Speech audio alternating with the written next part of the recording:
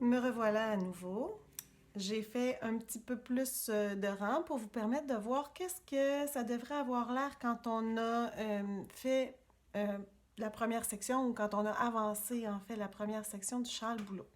Donc si je l'étire bien, ce que vous allez voir, c'est la forme de la pointe du triangle qui est en train de se former.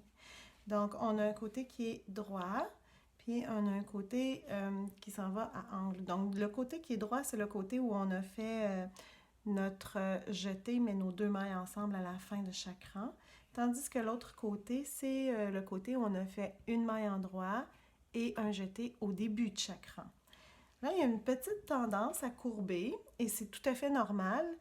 Tout ça, ça rentre dans l'ordre une fois qu'on le mouille puis qu'on le met en forme à la fin du projet quand il est terminé de tricoter. Ce qu'on appelle communément le blocage, là. Donc, je peux tirer un peu dessus aussi parce que je veux vous permettre de voir qu'est-ce que ça fait des jetés. Donc, si j'étire bien mon travail là, avec mes doigts, là, on pourrait le faire avec des épingles aussi, on verrait mieux. Là. Mais il y a un trou qui se forme de manière régulière dans le tricot. Ce trou-là qui se forme, c'est la jetée qu'on a fait à chaque fois.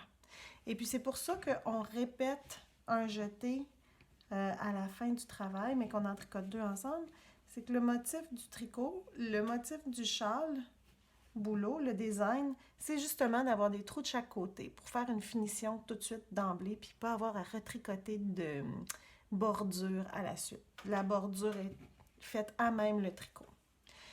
Donc en ce moment, j'ai fait comme si je me rendais là, à la fin d'une section, puis je veux vous montrer la dernière étape de la section avant de passer au motif texturé dans une prochaine vidéo.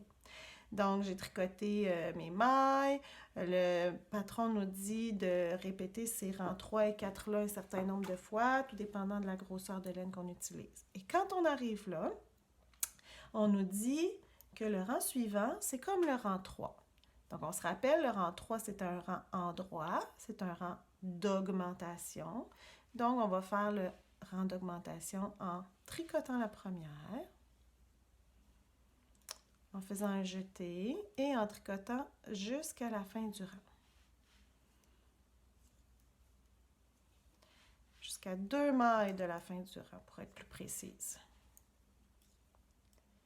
Et là, je sais, là, de ce côté-ci, je suis sur le côté endroit de mon travail parce que je suis en train de tricoter un rang impair.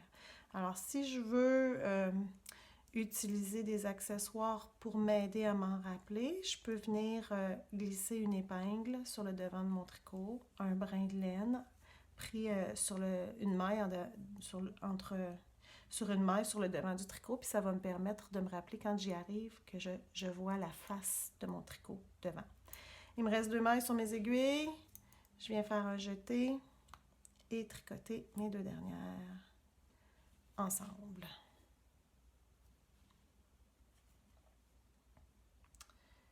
J'ai un petit problème avec cette laine-là. Là, elle a tendance à se dédoubler facilement. Fait que c'est pour ça que ça m'arrive de reprendre mes mailles.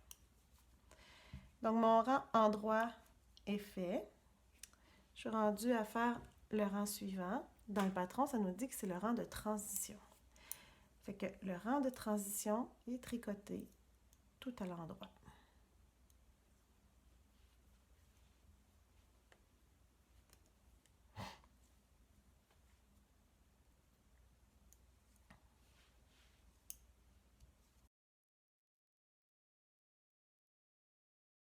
Et voilà, j'ai terminé ma section 1.